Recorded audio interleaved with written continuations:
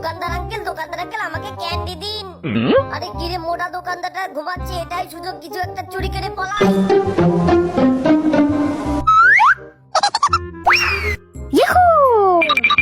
দিব্বু তুমি এগুলা কোথায় পেলে? তুমি কি এগুলা সবকিছু কিনেছো? এত টাকা কোথায় পেলে? আরে না, আমি এগুলা দোকান থেকে চুরি করেছি। আরে আমি 10 টাকা নিয়ে ক্যান্ডি কিনতে গেছিলাম, এখন দেখি দোকানদার ঘুমিয়েছে, বাড়া সব ক্যান্ডি নিয়ে পালিয়েছি। এতগুলো ক্যান্ডি পেয়েছো? শোন দাদু, দোকানদার এখনো ঘুমাচ্ছে, তুইও চাইলে এক বস্তা ক্যান্ডি নিয়ে পালা। ওই কিরারে দাঁড়া দাঁড়া দাঁড়া। ইয়ে মানে দোকানদার গেলে আমি শয়তান পিচ্ছি চোর, আমার ঘুমানো সুদ নিয়ে চুরি করেছিস, তাড়াতাড়ি ব্যাগ দে। চোর পিচ্ছি, তোর আজকে খবর যে আমি পুলিশে খবর দেবো।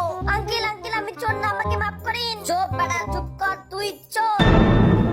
দোকানদার আঙ্কেল আমার কথাটা শুনুন, আমি চোর না, আমি দিব্যুর টাকা দিকে এখানে এসে ফেসে গিয়েছি, প্লিজ আমাকে মাফ করে দেন। ওরে শয়তান পিচ্ছি, এখন নিচে তো অন্যের ঘরে চাপাচ্ছিস, তোকে এখন একটা আছাড় মারবো। দোকানদার আঙ্কেল আমি দোকানের দিকে আসতেছিলাম, হঠাৎ করে দিব্যু দেখি এক বস্তা ক্যানে নিয়ে যাচ্ছে, আমাকে বলে যে তুইও নিয়ে আয়, দোকানদার ঘুমাচ্ছে, আমি সরি। আচ্ছা ঠিক আছে, যা, বিশ্বাস করলাম, এখন সিসিটিভি ক্যামেরা চেক করে দেখতেছি। শয়তান পিচ্ছির এত সাহস, এখনই পুলিশে ফোন দিচ্ছি। পুলিশ আঙ্কেল কি হয়েছে? আপনার ছেলে দিব্যু একটা চোর, সে দোকান থেকে ক্যান্ডি চুরি করেছে। ওই শয়তান দিব্যু, তাড়াতাড়ি বাইরে আয়। তোর নামে কি শুনছি, তুই যদি সত্যি সত্যি ক্যান্ডি নিয়ে পালাস তাহলে তাড়াতাড়ি পুলিশের কাছে ফেরত দে। পুলিশ আঙ্কেল সরি, আমি লোভে পড়ে এই কাজ করেছিলাম, আমাকে মাফ করে দেন প্লিজ।